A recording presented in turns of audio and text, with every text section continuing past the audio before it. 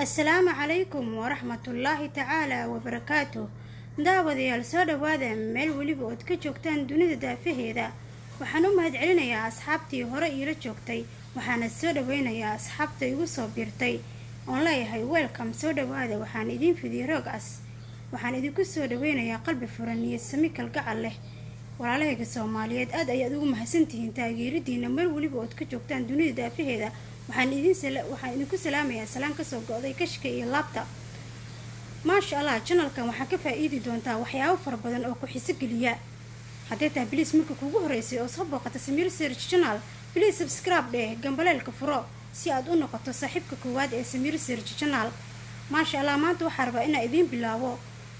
qiso jacayl oo la magabaxday boog aan bogsan. waa qiso dhab ah oo ka dhacday magaalada Muqdisho sanadii 2013. waana qiso dhab ah oo dhaxalgal ah kuna dhacday gabar Soomaaliyeed. waxaan u mahad celinayaa gabadha Soomaaliyeed oo iga aqbashay jeclaysatana in aan soo gudbiyo qisadaas. waxaan leeyahay sagal mahadsanid. maasha Allah, qisadaas la magacbaxday boog aan bogsan qaybteedii koowaad ku soo dhawaada daawadayaal meel waliba ood ka joogtaan dunida daafaheeda. qisadaasna waxay u bilaabanaysaa sida tan. qisada qaybteedii koowaad waxay ahayd goor maqrib ah. sagal waxay isu diyaarinaysay inay aado goob laga isticmaalo internetka oo baryahaasi si weyn ay ugu waalneyd. qadkaas waxay kula balansanayd ama kula xiriireysay ama kula balansanayd wiil ay wada socdeen oo deganaay dalka Talyaaniga magaalada Roma. waxay soo gaartay goobtii internetka ay ka isticmaali jirtay. durba way fadhiisatay kursi waxayna guda gashay qadkii oo ku sii sugayay saaxiibkeeda. markii ay fadhiday in muddo ah oo saacado ah ayay hal mar waxay egtay saacada telefoonkeeda, mise waa 5 saac habeenimo ama 5 saac fiidnimo xagga geeska Afrika Soomaaliya. way naxday, waa goor dambe oo habeenimo ah. way naxday, waxayna qortay sadarkii ugu dambeeyay ee nabadgelyeynta ayay u qortay saaxiibkeeda. markii ay qortay sadarkii ugu dambeeyay ee nabadgelyeynta ayay istaagtay, kursiga ka kacday iyadoo degdegsan. waxayna iska bixisay xogaagii lacagta internetka ay ku isticmaashay habeenkaasi. iyadoo degdegsan ayayna iridda ka baxday goobtii internetka. wadooyinka waxaa marayay dad tiro yaryar. ugu badnaan magaaladana waa laga seexday. magaaladuna waa magaalada Muqdisho oo mashaqadeeda wadata. gobolkuna waa gobolka Banaadir oo balaayadiisa iyo baqdintiisaba leh. cagta ayay saartay wadadii oo ay marayaan dad yow tiro yaryar, walow ugu badnaan magaalada laga seexday fiid hore. sagal waxay ahayd gabar qurux badan. da ahaanteeduna waxay jirtay da'da 20 sano. waxayna ahayd gabar qurux badan oo laga tilmaamo gabdhaha ku nool magaalada Muqdisho. gabar laga tilmaamo oo ka tilmaaman ayay ahayd.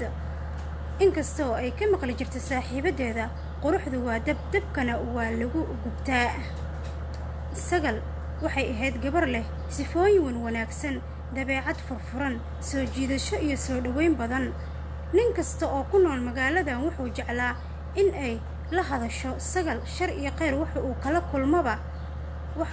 kulmaba shar iyo khayrba sagal in ay mar uun la hadasho. ninkay sheeda sare ka salaanto ama maalin ay isla taagto oo ay la hadasho wuu ka tilmaamnaa ragga kale. wuxuuna ahaa nin raganimo dheer, ragga kale wax dheer. wuxuuna magaciisa sikino gudahooda ku faafi jiray magaalada oo dhan sida ay qaaliga u ahayd una qiimo badneed. sagal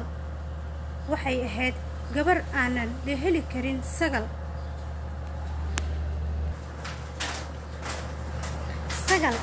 waxaa telefoonkeeda ku soo dhici jiray text messageyo. markii ay tagto goobta internetkana fariimaheeda xisaab ma lahayn. waxay goor walba la yaabi jirtay dadkan fariimaha kala duwan iyo dhambaalada soo diraya, balse iyada waxaas la yaab lama noqon jiray. mararka qaarna waxay arki jirtay fariimo la yaab leh oo iska soo dhacaya, wayna la yaabi jirtay. mararka qaar fariimuhu ma kala joogsi ma lahayn, kuwa mobilka caadiga markay xabada joogto iyo markii ay tagto goobta internetka. waxaa u soo diri jiray rag fara badan, walow ay u saarnaayeen beejajka ay ka isticmaashay internetka sawiradeeda. waxayna ahayd gabar qurux badan oo muuqaal soo jiidasho leh waxayna ahayd gabar si fiican u kictimtay oo u kortay ilaahayna qurux ugu shubay. sagal waxaa u soo dhici jiray maasajo fara badan oo isugu jira run, been, dhab iyo dhalanteed, sheekooyin dhaadheer, sheekooyin gaagaaban, guurdoon iyo gaabsidoon, iyo sheekooyin khiyaali ah oo badi ka hadlaya wax aan bajirin. dhammaantoodna dhag jalaq uma aysa siin jirine teeda ayay ka wada jirtay. baryahaasa iyo bilahaasa waxaasa dunta ugu xirnayd wiil la yidhaahdo Fu'aad. dadka kale ee ku soo dira bisajyada iyo fariimaha wax uga soo jawaabaa ma lahan. waxaase la yidhi hadday laabto kaa jeedo laab jeeso adna jabkuuma laabnee, oo ereyadaas micnahooda yihiin qof kaa sii jeeda mala soo jeedin karee iska quusa weeye, soo maaha. hadday laabto kaa jeeso laab jeeso adna jabkuuma laabno, oo jabkuuma laabno hadduu qalbiga kaa sii jeedo oo qalbi qof kaa sii jeedo oo kaa janjeero kuma jiirnaxaya, soo maaha. marka sagal fariimooyinka kala duwan kama ay jawaabi jirin, ilaa baryahaas balag ayaa meel looga lulay oo iftiin iyo kaah baa u baxayay jacayl. muddo badan kadib markii ay fariimo tekis masajyo badan iswadaarsi jireen wiilka ay iscaashaqeen ee Fu'aada, dhalinta kalena runta ayaa dan waxaa layidhi maseegtee runta ayaa dantooda ayaa u run sheegtay, dantuna waa maseegto. wayna iska quusteen badankood, ileen waxaa meesha ku jira hadday laabtu kaa jeedo laab jeeso adna jabkuuma laabno. marka badankoodna way iska quusteen fariimaha badan ee isugu jiray sheekooyinka dheerdheer iyo kuwa gaagaaban, gaabsiga iyo guurdoonka xalaalka, khiyaaliga, runta iyo beenta. iyadana dheg jalaq uma sii jirin soomaaliyay ama dadweynaha igu xiran ee daawanayo. sagal waa gabar qurux badan, nin welibana hami iyo hamad ayaa ka geli jirtay. ragguna way iska damac badan yihiin, balse iyada balag baa loo lulay, iftiin iyo kaax jacaylna wuu u baxayaa miskiinta yar ee sagal. waxay u malayn jirtay fariimaha la isku diro tikis masajyada lees dhaadhaafsado iyo masajyada in ay yihiin waxyaabo khiyaali ah oo waxba ka jirin, mana rumaysan jirin laba qof oo kala fog in ay wax fiican iska bedelin karaan. waxay u haysan jirtay nolosha dhabta ama xaqiiqda realitiga ah in foolku-fool la iska hor imaado, leesla fadhiisto, leesla faqo. taas ayay sagal u haysatay mid xaqiiq ah, waayo waraaqadaha kale iyo tikis masajyada soo dhacay dhambaalada kale waxay u haysatay waxyaabo iska khiyaali ah ama dhalanteed ah. maba rumaysanaynba sagal, oo maba ka dhaadhacsanayn, mana ka daagdegaynin maskaxdeeda iyo iimaankeedaba. qof kaa dheer ama kaa fog ayaa xiriir ama jacayl ama wax fara badan wadaagi kartaan, idin dhex mari karaan, xiriirkeennuna guulaysan karaa. waayo waxaasoo dhan waxay u haysatay wax dhalanteed ah ama khiyaali ah sagal. balse waxaa isbedelay wixii ay ka haysan jirtay tekis masajyada iyo fariimaha iyo qof aadan garanaynin oodan aqoon codkiisana maqal inaad u qaadi karto jacaylkusa kulama tashan doono goorta uu ku gelayo iyo goorta uu kaa baxayo. sagal sida ay masajyadii u aaminsaneed inay ahaayeen waxyaabo khiyaali ah xaggeeda iyo fariimada usoo dhaca, ayay habeenadii ka mida waxay tagtay internetka. walow internetka badi ay isticmaali jirtay maalin, laakiin habeenkaas waxaa qadarneed in ay isbartaan Fu'aad oo dhambaal qaldan ku soo diray moobilka ama tikis ama pageka internetka ama inboxkeeda. sagal ayaa wuxuu ku soo diray fariin uu ku waday ama dhambaal uu u waday qof kale, ayaa waxaa si qalad ah ugu soo dhacay moobilka ama inboxka sagal. wayna furta, wayna aragtay fariintu inay ayada loola jeedin kunana soconin, laakiinse way u jawaabday. waxay ku tiri walaal, fariintan waxaan dareemayaa inay igu soo qaldantay. markaas ayuu ku yidhi walaal iga raali noqo, fariintan waa fariin adiga kuma wadin, qof kale ayaan ku waday, laakiin si qalada ayay kuugu soo dhacday, adiga iga raali noqo. bartaas ayuuna ka bilowday xiriirkoodii. raaligelin iyo mahadcelin kadib, fariimo badan isdhaafsi, bashqado iyo dhambaalo fara badan, waxa ay isbedelay hadalladoodii. wuxuuna isku bedelay in ay wada bilaabaan xiriir dhab ah, saaxiibtinimo iyo wada socod ayay labadooduba qalinka ku duugeen. Markii ay qalinka ku duugeen, Sagal markii ay soo tagtay waxaa ka daadegi waayey ama ay rumaysan weysay bashqad nin aad ka aragtay ama dhambaal aad kula sheekaysatay fariintii message internetka aad isjeclaan kartaa ama jacayl dhab u qaadi kartaa. Talow ma dhici kartaa ninkaas inaan jacayl dhab u qaado? Maya, waayo waxaan oo dhan waa dhalanteed, waana khiyaali ayay tiri Sagal. Maba rumaysnaba text message iyo fariin la isku jeclaado, laakiin jacayl kulama tashto. Sagal aad ayay u yaabtay, waxaase aad uga sii yaabiyey text message-yadan faraha badan oo u soo dhacaya. Waxay u aragtaba inay yihiin dhammaantooda wax iska khiyaali ah, walow Fu'aad uu ahaa marka ugu horreysay habeenkaas ay wada sheekaystaan, isna bartaan, qalinkana ku wada duugeen in ay xiriir sameeyaan iyo wada socod. Toddobaadyadii ugu horreeyay barashadoodii Sagal waxay la ahayd waxyaabo iska dhalanteeda oo iska khiyaaliya ayay agteedu ka ahaayeen, balse baryo kadib waxbaa isbedelay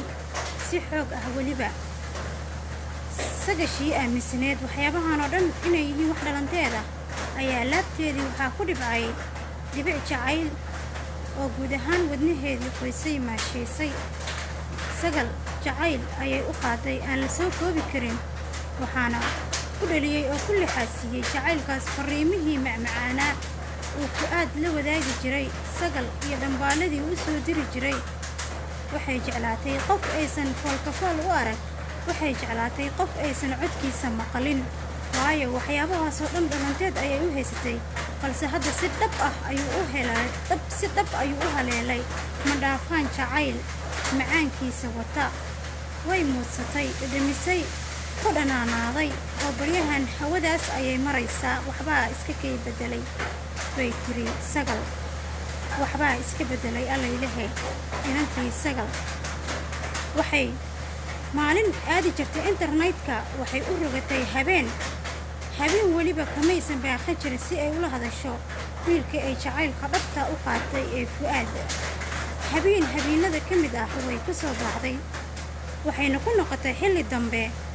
wayna aragtay saacadda inay tahay waqti dambe. Si degdega ayay uga soo baxday internetka, iskana bixisay kastii lacagta ee lagu lahaa. Markii dabadda uga soo baxday, waddadana cagta saartay. Intay waddada sii socotay iyada oo faraxsan ayay waxay tiri armaan ku leexdaa saaxiibadeyda arma aan ku leexdaa. haddana niyadda waxay iska tusisay inay tahay xilli dambe ee ay saaxiibadeeda ku leexan karin, dadkuna ay badi wada seexdeen. way degdegtay, gurigii ayay ka gaartay. guriga iridkiisa waxaa fadhiyey abtigeeda, wuxuuna ku yidhi Sagal,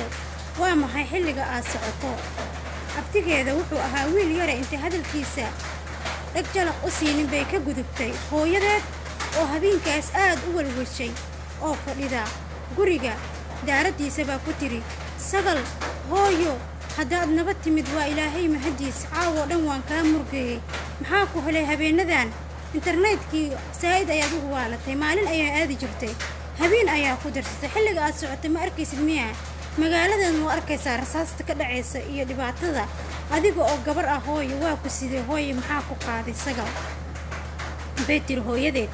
Sagal oo doonaysa hooyadeeda in ay cudurdaar iyo wax uun ay isaga fakisa bay ku tiri, hooyo wallaahi hooyo, waxaa idaahiyey internetka, waxaan ku soo arkay gabdhihii ay dhashay habaryar oo deganaay Dubai, ayaan kula sheekaysanayay, walaalahay ayaan ku daahay hooyo, maahane wax kale ma jiraan ayay tiri iyadoo cudur daaranaysa. Sagal hooyadii baa tiri markaas, hooyo dhib ma laha, laakiin iska ilaali habeen dheelmadkaani, waad ogtee dhulku nabad ma ahan, rasaasta dhacaysana waa maqashaa, caawa waanba seexan kari waaye, baarkina inaan hurdo wuu ii diiday, baarkaygina inaan hurdo wuu ii diiday, baarka hooyo lushee, hooyo sidaan iga daa. waayahay hooyo macaan ayay hoosta ka tiri Sagal, waxayna abbaartay cunnadii yar ee loo dhigay, way cashaysay, qolkeedii ayayna hore u sii gashay. daawadayaal, Sagal sagal iyada maysan seexanin qolkeedii markii gashay markaas ayaaba sawjeed u bilowday markiibana waxay gashay inay iscarcarfiso isku shubto wax alaala wixii carafa u yiilay daawadayaal waxay isku shubto barfuuno kala nuuca cataryo quruxdeedii ilaahay u dhiiba markii hore ayay qurux ku sii dirtay iscajabisay isii qurxinaysa isii diyaarinaysa ma ahan qof u imaanaya laakiin iyada way isii diyaarinaysaa sida qof u imaanaya oo kale daawadayaal sagal waxay isku shubtay wax allaala wixii carafa u yiilay waxayna la ballansan tahay inuu soo waco fu'aad uu ka soo waco telefoonka guriga landline-ka waxay allaala wixii caraf ahaay ayay isku shubtay daawadayaal ama barfuuno ama cataro ahaay ama wixii quraxa ah ee dumarka lagu yiqiinay ayay marsatay sagal daawadayaal markaasba waxay islahayd waxaa ku soo wici doona caawa fu'aad aad ayayna u faraxsaneed daawadayaal sagal habeenkaas waxay ahayd habeen farxad leh mana la qiyaasi karin farxaddeeda lamana soo koobi karin habeenkaasi aad ayay u faraxsaneed waayo waxay ahayd markii ugu horraysay ay maqli doonto codka fu'aad walow ay ku wada sheekaysan jireen tikismasajyo iyo dhambaallo jacayl oo aad u macaan badan balse caawa ka gedisan cawooyinkii hore caawa waa cawadeedii sagal waa haween ugu duwan haweenaadka kale ugu qurux badan ugu qaalisan maasha allah waxay isku shubtay barfuuno iyo cataro kala cayn ah iscarfiso sagal waxaa soo dhacay telefoonkii landline-ka ahaa markuu soo dhacay dhawaqiisa ay maqashay daaradda ayuu telefoonka ku xirnaa waayo gudaha qof walba qolkiisa lama dhigi karin wuxuu ahaa telefoon ay wada isticmaalaan dadyowga guriga ku wada nool wuxuuna ahaa telefoon ummadda ama dadka guriga ku wada degan ka wada dhexeeya sidaas darteed baa loogu xidhay daaradda oo qof waliba oo guriga ku nool si uu u isticmaalo telefoonka landline-ka markay telefoonkii ku carartay ee istiri yaa la maqlin dhawaqiisa waayo telefoonka markii ay soo waceen nambar dibadda iyo lambar gudaha way kala duwan yihiin oo isku dhawaaq ma aha si aysan dadka uga soo kicin bay u naxday markiiba way ku roortay oo qabatay telefoonkii oo tiri hellow yaa waayo iyadoo hubinaysa cidda ay tahay walow ay niyadda ku haysay inuu soo wacayo macaashaqeeda fu'aad way qabatay markaas buu ku yidhi hellow gacalisa sagal waa fu'aad sidee tahay waan fiicanahay gacaliya fu'aad sidee ii tahay fu'aad ayaa ugu jawaabay gacalisa caawa aad ayaan u faraxsanahay maadaama ay tahay markii ugu horraysay aan codkaaga maqlo sagal oo xishood yar ku jiro ayaa hoos ugu jawaabday oo tiri anigana sidoo kale aad ayaan ugu faraxsanahay caawa in aan maqlo codkaaga gacaliye inkastoo ahayd gabar aad u xishood badan sagal waxay sheeko isweydaarsadaanba waqtiga wuu sii socdaa xaaladuna way sii bedelaysaa marba marka ka dambaysa erayada macaan ee laysku adeegsanayay aan kala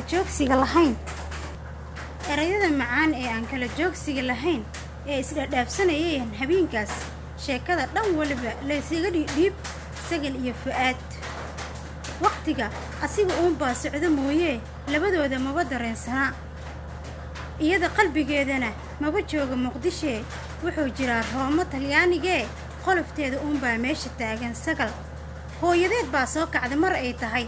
waagii inuu soo casaan rabo ayay hooyadeed soo toostay sagal weli sagal laakiin ma aysan seexan xalay oo dhan fiidkii hore ilaa iyo goor dambe waxay jirtay internetka markii aqalka timina iscarfin kadib iyo isu diyaarin saaxiibkeed siduu udugeeda arkaya oo kale ama carfinaya oo kale telefoonka ka carfinaya ee isu diyaarinaysa marna saaxiibkeed la hadal sheeka macaan isu dhiidhiibid hadalla macaan isdhaadhaafsi waxaa waagiibaa korkeedii salay ka yidhi oo casaaday waxaana soo kacday hooyadeed intay iridda iska soo furaysay ay soo tilaabsanaysay may maqlin sagal wax shanqadh ah mayna maqlin wax sanqadh ah mayna maqlin socodka ama jabaqda hooyadeed waayo qalbigeeda may joogin dareenkeeda waa lala duulay oo dalka muusan joogine dibadda iyo fu'aad ayay kula dikaynaysay magaalada Roma halkaas ayay macsuun ku ahayd maankeeda halkaas ayuu macsuun ku ahaa daawadayaal hooyadeedsa soo dharakatay oo soo baxday oo soo socotay yaa iyadu ma ahayn hooyadeed qofla dhakanaysa caadi bay isaga socotay yaa laakiinse qofka maankiisa iyo maskaxdiisa joogo waa loo dhadhakan lahaa laakiin hadday dhakan lahayd hooyadu wayba iska socoto ismay lahayn xilligan baa sagal soo jeeda sagal keligeed uunbaa daashka yuurartay xaafadoo dhan waa laga seexday oo waagii baa dilaaco dadku way soo uga kaceen waxaan ugu horraysay hooyada sagal hooyadeed way soo socotay siday usoo dhaqaaqaysay way yaabtay waxa daajka fadhiya waa sagal way u timid ilaa ay agteeda ka timaado ay dhegaysato gabadheeda waxa ay dhahayso ama ku dhawaqayso iyo cidda ay la hadlayso sagal waxaa ka baxaya afkeeda eriyo macmacaan oo jacayl ah hooyadii dhegaysatay oo yaabtay markaas bay ku tiri sagal hooyo markaas bay tiri sagashii alla hooyo macaan markaas bay ku tiri maxaa kugu dhaca hooyo miyaadan seexan miyaa xalay toolo dhan waa maxay indhahaada iyo halkaa aa fadhiyid reerku way hurdaan anigaa u soo horkacay hadda irideeda intaan soo furayay intaan soo socday hooyo miyaadiin arkeen miyaa markaas bay ku tiri hooyo waan seexanayaa oo xalay dhan miyaadan seexan maya hooyo telefoon baan ku hadlayay laakiin waan seexanayaa hooyo seexoo naftaada u raaxay istaag sagalay bay tiri hooyadeed oo ahayd qof naxariis badan sagalna aad u jecel sagal lafteeda hooyadeed aad bay u jeclayd waxay aan ahaayeen labadooda laba saaxiibo ah keliya ma ahayn waalid iyo cunugiisa intaa waxaa u dheeraay dhalitaanka iyo cunug iyo waalidnimadiisa saaxiibtinimo kalgacayl jacayl iyo waxaysu sheegid markaas sagal intay telefoon hadalkii soo gaabisay bay ku tiri gacal iyo fu'aad sagal intay telefoonku hadalkii soo gaabisay ayay waxay tiri gacal iyo fu'aad nabadiino waan sii seexanayaa waayo xaloo dhan ma seexan markaas buu yidhi fu'aad gacaliso ii seexo hurdo caafimaadle ku seexo kuna soo toos sidoo kale gacaliye waa inoo insha allah beritoole haddii ilaahay idmo ayay ku tiri okay gacaliso habeenku ha kuu wacnaado wuu ku yidhi markaas bay tiri gacaliye habeen ii ma ahanoo waagii baa igu baryay xaloo dhan waa soo jeeday oo anigii ku lahaa gacaliyo fu'aad waayo waxaan kala joognaa laba waddan oo isku waqti ahayn haa soori xabiibtii sax maalin bay kuu tahay haa waagii baa igu dulbaryay gacaliso allah ii kaadeeyey waan kuu kalsoonahay ii seexoo iska nasa hadday maalin tahay kollay dhafarkii xalay baa ku hayay wuu ku yidhi caawo dhan baa ila hadlaysa gacaliso markaas bay tiri sagal waayahee nabaadiino xabiibi kulanti dambe oo xiise leh sidoo kale kulan khayr leh baay gacaliso wuu ku yidhi fu'aad way soo kacday sagal wayna seexsatay way jiibsatay oo qolkoodii ayay dib u gashay daawadayaal wayna seexsatay sariirteedii ayay jiibsatay sagal markii ay sariirteedii seexsatay daawadayaal hore kama hurdine maankeedii iyo maskaxdeedaba waxaa maasheeyey erayadii macaanaa ee fu'aad ee habeenkaas waxay ahayd habeen ugu duwan habeenada kale waayo waxay ku raaxaysanaysay codka gacliyaheeda fu'aad wuxuuna ku soo noqnoqonayay qalbigeeda iyo dhegaheeda maankeeda iyo maskaxdeeda intaba waxaa ku soo noqnoqonayay erayada macaan ee fu'aad uu dhahayay gacaliyo fu'aad uu dhahayay xasuusahaas ayaa ku soo gudgudoomayay qalbigeeda waayo waxaa jiidanayay hirarkaasoo u jiidanayay badweynta wayna sii jiidanayeen ilaa ay ka tagto gunta badweynta hirarku waa jacayl sii jiidanayay jacaylkuna waa fu'aadkuna waa sidii badweyntii oo kale wuxuuna geeyay sagal badweynta gunteeda waxaana jiidanayaa hirarka badda waxaana ku ragmanaya mawjadaha ama erayada macaan ee jacaylka ayay la gadgadoomaysay habeenkii ay subaxaasi sariirta markii ay seexatay habeenkeedii oo dhanna way dhafartay oo waxay ku dhafartay gacaliyo fu'aad iyo waqti la qaadashadiisa marka haddana maskaxdii ayaa waxaa ku soo noqnoqonaya xasuusihii xalay toolo dhan wixii dhex marayay ilaa iyo saaka markuu waaga ka baryayay erayadii macmacaana ayaa maskaxdeedii ku soo gadgadoomayay mucaashaqada sagal wayse iska jiibsatay markii dambe hurdo ayaa ka timid oo hurday ilaa qofku waa qof dareen macaan u baxaya iyo kaah iyo jacayl iftiimaya way hurday sagal markii ay hurdo goor ay tahay barqadii ayaa waxaa soo dul istaagtay hooyadeed oo ku tiri sagal hooye kac ee quraaco waa maxay xilliga aad jiifto saacadduna waxay ahayd 4 saac ee barqanimo oo subaxnimo na way noqon kartaayo 2 saac ee subaxnimo ilaa ay 3 saac ilaa ay barqankii duhurka laga gaarayo 6 saac ee kala wareega kala barta gelinka hore iyo gelinka dambe waxaan yiraahnaa waa iska barqo waa iska subax barqankii 4 saac baa hooyadeed kicisay oo waxay tiri sagalay kac hooyo waa ku sidee xilliga aad jirta barqada weli maadan quraacan dhafarkii xalay baa ku hayay kac hooyo quraaco markaas bay sagal tiri hayo hooyo waan quraacanayaa hooyo macaan way soo istaagtay sagal way ka soo jiifkii ka soo kacday oo ka soo istaagtay markii istaagtay haddana xoogaa yar bay sariirtii saldhigatay wax yar waa haddana caajis baa hayay way istaagtay markii dambe suuliga ayay qabatay iska soo meermeeratay hooyadeed oo bannaanka fadhida bay quraacdii soo qaadatay soo agdhigatay sagal markaas bay ku tiri hooyo macaan ii waran sidee tahay markaas bay ku tiri hooyadii sagal hooyo waan fiicanay alxamdulillaah balse adigaa baryahan xaaladaada bixin waayay xalayne oo dhanna maadan seexan oo waad dhafartay indhahaaga ayuu dhafarka ku yaalaa hurdada aad u helin hooyo waa ku sidoo hooyo maxaad naftaada maxaad hooyo u halis gelinaysaa dhafarka hooyo dhiig la'aan ayuu leeyahay sagaley waa ku sidee hooyo baryahan maxaa ku haya hooyo maxaa ku haya maxaase kuu baxay baryahan internetka maalin baa hooyo balo ku aheedoon kaa celin weynay haddana habeenkii baad ku darsatay markaad ka timaadana telefonkii baa hooyo guriga kuu roga oo haddana dhafar kugu sii riday hooyo waa ku sidee halkee laga haystaa baryahan oo hooyo xaalkaagii axwaashaada hooyo ii dhiib hooyo maxaa ku haleelay oo ku haysta oo la hurdi weysa hooyo macaan bay tiri hooyadii sagal oo ahayd saaxiib ku dhow sagal oo aad iyo aad wax waliba ula wadaagi jirtay sagal ismayna lahayn sagal ayaa wax kaa qarinaysa hooyadii sagal oo hadalka sii wadata ayaa tiri sagalay hooyo baryahan waaba kaa yaabanahee waxbaa kuu baxay waxaan ka baqayaa in balag beela lagu lulo hooyo oo buhul ku dhacdid waayo dadka maanta jira ma ahan dad runsheega oo xaqiiqda ku taagan mana ahan dad ballamaha ay qaadaan oofiyaan waa beenayanayaal dadka maanta jira hooyo lama aamino waxaan ka baqayaa qiyaaligooda inay kugu qiyaamaan hooyo ee qalbiga kaa dhaawacaan oo mar labaadna aan niyad jabta ayaan hooyo ka baqayaa sagalay hooyo maa waxaan iska daysid waxaa afkaaga ka baxaya xalana waan maqlayay hooyo maad wax ii sheegtid hooyo waxaan ka baqayaa hooyo mar labaad inaad niyad jabto hooyo waayo haddii aad niyad jabto xanuunkaaga aniga uunbuu idamqinayaa hooyo macaan markaas bay tiri sagal oo ismaahinaysa hooyo horta iiga waran dagaalkii xalay dhacay horto muxuu ahaa yaana isfara saaray hooyoy maad ii sheegtid arrinta dagaalkii xalay dhacay bay tiri sagal hooyadii baa tiri sagaley nin meeluu caddahay meeli ka madoobe insha allah way soo bixi doonaan kulley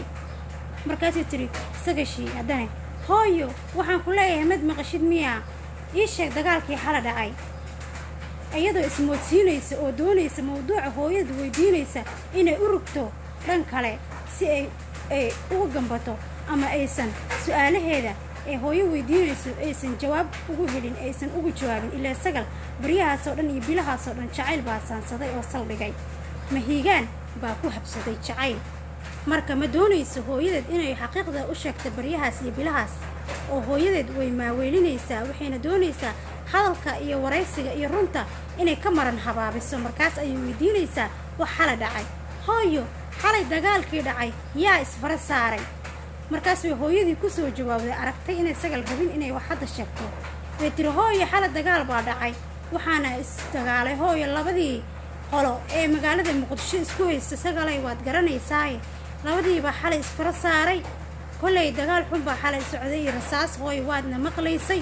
aniguna waa taamaxsanaa oo xalay seexan waaye ilaa adiga kaa arko hooyo mar baanba ku sigtay inaan ku soo baadi goobo laakiin ugu dambayn ilaah baa mahad lahoo ii kaa nabad keenay laakiinse hooyo dagaalkii xalay